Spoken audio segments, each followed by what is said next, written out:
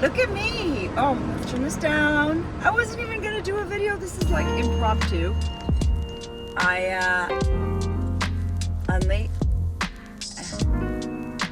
for my doctor's appointment because, oh my gosh, so much to tell you guys. Oh my gosh, so much to tell you guys. Okay, first of all, I just want to say I'm down south. I gotta roll down all my windows. I know this was a very, very jarring beginning. I understand that, and I apologize. But I will tell you that I'm down south. It took me a little over 6 hours to get here. And I am just leaving my mummy's house because I have a doctor's appointment. Okay, let's start from the beginning. I made it here okay. Everything was great, except I will tell you one thing that was not great was that it was kind of raining, and I'm going to stop and I'm going to switch my goggles. Oh, and look, update, I got my goggles fixed. I got them fixed. I gotta be careful because there's actually I'm so used to driving and doing whatever I want on the road. Oh, and of course somebody's behind me now. So I am not used to that. I am so not used to that. It's so busy and claustrophobic here. I've only been gone for not even really a full year, and I've got to tell you, totally different than I'm used to. I'm used to traveling and stopping whenever I want to talk to you guys, but here you can't stop anywhere. You've got to be very vigilant. So I've got to sort of get my vigilant personality back on. So hello, welcome, good morning. It is early today. It is 7:50. And I am going to a doctor's appointment, and I thought I was going to video later on to give you guys an update and kind of talk about the differences between living extremely rurally and living in the city. This is actually not it is a city, right? Hang on, I just gotta make sure you guys are recording. I've had so many disasters where I'm talking and as my son calls it, flabbering on, and I didn't record. So I have to constantly check. All right, so I left and I had pretty good weather, except, the little bit of rain. And not everywhere in Canada, I'm slightly exaggerating, but large parts of, especially the south the Toronto area, where I used to live, had enormous amounts of snow dumps. They've had one day they had 40 or 60 centimeters, and so there is a ton of snow. The amount of snow looks like up north where I live. The only difference is that we have such vast areas of the snow that it kind of looks like that here because they have nowhere to put it. So it's been very crazy. This is also, of course, the year where the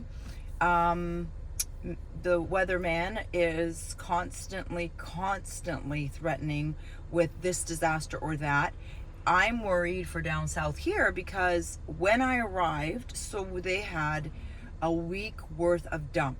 They were 30 centimeters and another 30 centimeters and 60, constantly, and they didn't have anywhere to put the snow. So it was a little bit of a city disaster. So, and I was supposed to come last week. Thank God I didn't. Thank God I moved it to later, because otherwise I would have literally had this situation where I would have been stuck. And there was my mom's street is a two-way street.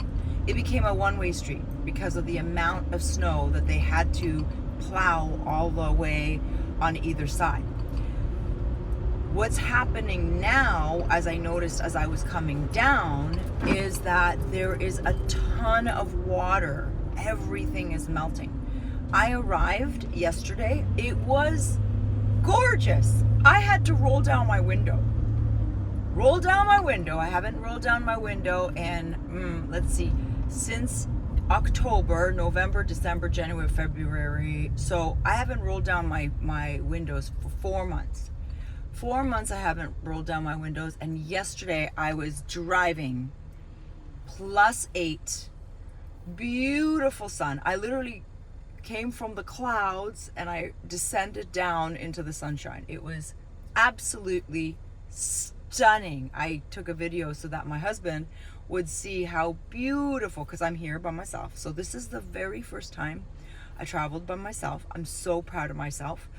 I had 6 hours of thinking because, as you know, I don't listen to the radio. And it was such a solitude, very zen travel for me that I am so pleased I did it. I was so nervous. My stomach was in butterflies. Anyway, I'm here, and I have to tell you, there's so many differences that I see now that are so obvious to me that weren't obvious to me when I lived here. First of all, when I was coming down into the city, there's like a buzz. Like, you feel the buzz. And also when you're driving around, you feel pushed. Like, you feel like you have to. And also my energy went like I'm normally very hyper when I'm in the city, I realized. I don't know if you can feel that right now, but I just feel more like, I just feel like at a higher frequency or something. I don't know how to explain it. When I'm at home up north, I feel I don't know how to explain it to you guys. I feel like I'm at a lower frequency. That's the only way that I can explain it. And I don't know if that sounds woo-woo or not, but that's the only way I can explain it. And at first, I didn't feel that. I didn't realize I felt that. But as I was coming into the city, and I had to go here, there, and everywhere, in 3 hours, I'm telling you, this is like crazy driving. In 3 hours, I was able to accomplish 4 stores. I went to 4 stores. I don't know. I went to 4 stores. I went to see the doctor. I went to see about my printer to see if they can help me fix it. And I also, where else did I go? Go ahead. Oh my gosh, it's crazy. It's crazy. Like, do you feel the highway? It's like,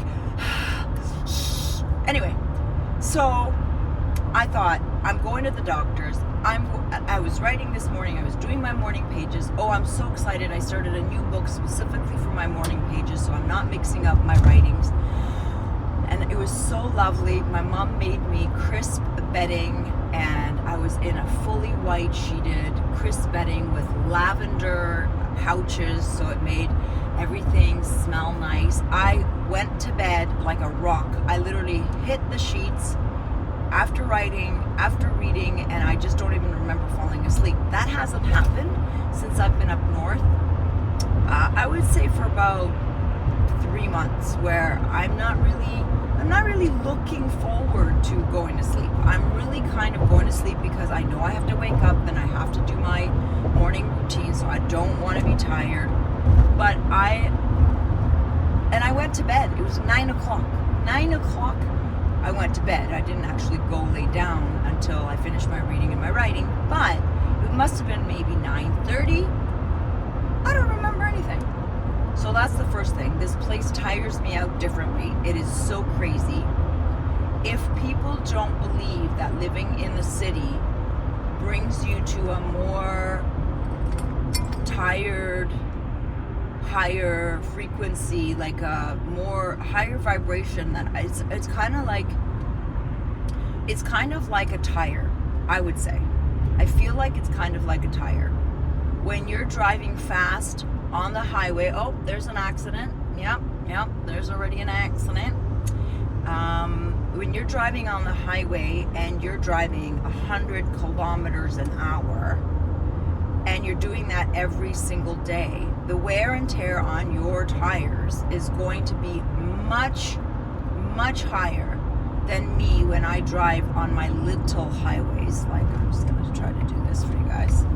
When I'm driving on my little highways, you know, when I'm driving, say, my 60 kilometers an hour, and I'm just driving along nice and slow, that wear and tear on the tire is going to be completely different. And yet we're driving on essentially a road the same way, but not. So that's kind of what I feel about the city. I have to tell you, the convenience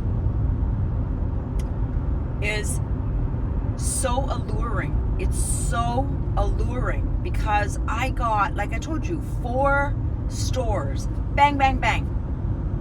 4 stores. And a doctor. And a Fix-It man because I needed to go and fix it. And I have to tell you that I was like, oh, I kind of miss that. You know, I kind of miss that convenience. But the trade-off is so expensive when you actually weigh out the pros and cons that it's not worth the convenience, because I am telling you, I feel like I'm running at a higher pace. My body feels like it's more, I don't know, like on a higher dose of caffeine, maybe that's a good way of describing it. And this morning I'm looking at the time and I'm like, oh crap, I'm gonna be behind. But I promised myself I was gonna do 2 videos down south. And I'm like, okay, well, I won't do it this morning because I just had a hard time getting up. But I didn't want to leave anything out, as I promised myself. So then I went and started my car. Of course, my car didn't warm up. So I'm like, you know what? Forget it. I'm just gonna do a video, and this will be one of my videos. And it's not as plotted out as I'd like, but you know what? This is just raw information that's coming out of me, and unfortunately, it is what it is. Practice over perfection. I have to remember that. So some of the other differences is that I realized that the convenience and being able to do 4 stores and a Fix-It man and a doctor it's just the appointment, because of course he wasn't there yesterday when I went, so that's why I'm going back to the doctor. But the fact that I was able to hammer those things out in under 2 hours. Oh yeah, by the way, under 2 hours. Under 2 hours, I was able to hit 6 spots and accomplish 6 things. Oh, and I forgot to mention, did I tell you that I'm going on a higher pace? I also forgot to mention that I ran into 2 people that I knew, and literally in 2 hours, I ran into 2 people. That's like 1 per hour, which is crazy. And the trade-off is that everything is so claustrophobic together. Everything is next door to, well, maybe not next door to everything, because this is, after all, not Toronto, like proper, but it's we're beside Toronto a couple of minutes. So basically, things are so close. When I look at how close everything is, it's like everybody can see what your business is. So living in a tiny town, everybody knows your business, but nobody's actually seeing it as it happens. It's word of mouth. It's like the telephone game, right? Like everybody knows you farted before, like, you know you farted, because it's like such a small knit community. Yes, okay, that is true in a small community, and I attest to that because it is true. I've already, yeah, it's true. Just trust me. But in a city environment, nobody knows who you are. Nobody gives a crap about whether or not you farted. Nobody cares what you're doing. Well, except your neighbor or your friends or whatever. But everybody kind of witnesses everything everybody's doing, but they don't really register it because they don't care. They're too busy. They're too busy to do the gossip thing and stuff like that, right? But you literally, your houses are so close together that you're having your breakfast cereal. Okay, I'm just making this up, but just to make the point, someone walks by, you know, watering their flowers next to you, and they see you eating your cornflakes, you know? That's how close everything is. And I will tell you that I don't mind coming down here. I actually really like it. I really like coming down here. But I can feel myself really not minding going home, like really looking forward to it in a matter of like a few days, because we're leaving in a few days. We're leaving in 3 days, and in 3 days I'll be just fine going home, and I'll be happy to make it home and feel that release, that calm again come over me. It's amazing. And you know, sometimes I think because I ran away from this crazy, you have these moments of, I think I've talked about this before, of, oh my gosh, what did I do? Like, what now? Like, what?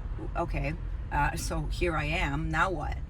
And did I make the right choice? And oh my gosh, I'm not sure. Traffic, by the way, just so you know, traffic. I'm slowed down on a highway. It's 1, 2, 3, 4, 5, 6 lane highway. And I'm going about as fast as I can probably jog, maybe not walk. Anyway, so as I come down, one of the things that I do when I come down every time is I wonder, okay, did I make a mistake? Because I always question whether or not I made a mistake. And do I still feel the same way about this place? And it's funny because I do love this place. This is where I grew up. These are my roots, really. My secondary roots, because my primary roots were in Poland, but I was too young to really, I was just a seedling. I didn't have any real, huge connections. I was young. I had friends, but these friends I didn't keep until like now. I made new friends after when I started going back. But every time I come here, I, thank God, am reinforcing the happiness of my decision. Now, it would be great if I figure out how to now make money before I get poor again, and before I have to be a full slave attached to the radiator in my handcuffs. But this is where you come in, dum dum dum, and this is where me sharing and talking to you comes in, dum dum dum. But this also gives me the ability to do what I've always wanted, because when I lived in this crazy city, which I love, I was unhealthy. I was really unhealthy. My mind was 4 squirrels on a spin wheel. Now it's down to 3, which is an improvement. And hopefully I'm not going to be late, because it's a little bit late. But anyways, whatever, I might be a little bit late. But my doctor is the most amazing doctor. First of all, I just want to say he's awake, which is not a very popular, common thing. My doctor, when we get together, we have to catch up first on politics, of course, very quickly, like a 2-minute synopsis, because obviously he's busy. But what I love about him is, did I get off on the wrong? No, I didn't. I got off on the right. Yeah, I did. I got off on the right thing. Okay. Yeah, that's what I just wanted to check in with you guys. I wanted to make sure that I did not forego a video just because I got busy, because I am telling you, it's a little different. Like, you can't just, it's being in a city is completely different living, different mindset, different rhythm. It's just a different rhythm. And I'm so glad that I am where I am, and I'm so glad that I can come back and dip my toe into the city pond, but I can quickly just wrap up my stuff and go home, go to my little sticks in the woods, my little cottage, my very unfancy cottage, and that's it. So if you ever do move away and have a chance to go to the city, it's really important that you visit. It's important that you visit. It's important that you revisit, so that you better understand how it is that you feel in that city, so that you can enjoy the place where you're at. Like, I find that a lot of people, get bored living in like the rural communities. Well, you know what? when you enjoy the sun a lot, you can then enjoy the night. But if you don't really get outside, and you don't really spend a lot of time outside, and you're not up for long periods of time, you don't really appreciate the night. Kind of like me, I haven't appreciated the night in a long time. Tonight, or last night, was really a great time for me to appreciate how much I love sleep, and how important going to sleep is, because I've really kind of fallen off the wagon there, and I haven't really appreciated sleep because I've been able to sleep whenever I want now. And to be honest, when you have too much of something, it just like I had too much of craziness here, I yearned the peacefulness and solitude of being in the forest. And now I'm already finding that I'm not appreciating sleep as much as I should. And this is a really good takeaway for me, because I need to remember that sleep is just as important as work during the day. You know, whether I'm editing, whether I'm trying to do my videos, those things are important. But what's important is the flip side of that as well, the rest, the recoup. And I have to remember that I don't want to fall into the same trap that I was in when I lived down south. When I lived down south, it was go, go, go, go, go, go, go. I wasn't able to sit back and appreciate and evaluate and really reflect on anything because I was too busy going.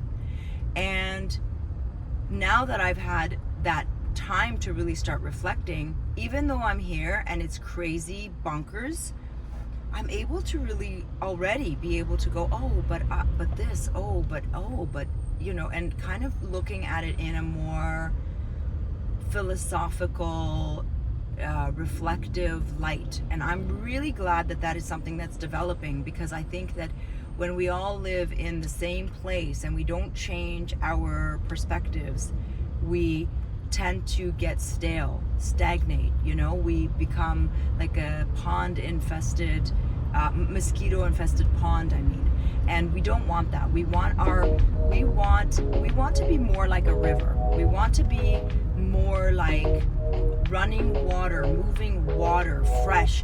Moving water rarely freezes. Moving water rarely has mosquitoes and bugs that, you know, decide to lay their eggs, because it's moving. It's constantly changing. It's constantly growing or changing directions. So I would say that this has taught me that we as human beings should aim to be more like rivers than ponds. Anyway, that was my morning spiel. So I hope that wherever you are, it is at least this sunny and maybe a little warmer, because today is like minus a million, it's like 8 or something like that. So it's really not that cold, actually. I'm wearing a sweater. And I got this hat at the secondhand store, and my mom just gifted me this beautiful matching scarf. So I hope you guys like that. This is really nice. And I just got myself this really oversized, baggy, long sweater. I'm gonna have to show it to you guys on another video, but it is so comfy and it's so sexy. Like, it looks so great with my purse. Anyway, I know this isn't like a fashion channel yet, but I wanted to share. I just got this hat. I'm super excited. I got actually 4 hats. I cannot wait to wear them when I'm walking with you in the forest. Anyway, have a beautiful, beautiful day. I am hopeful that that there's some sort of takeaway for you, something that pulls and tugs on your strings of thinking. And until then, my lovelies, have a wonderful day. Mwah.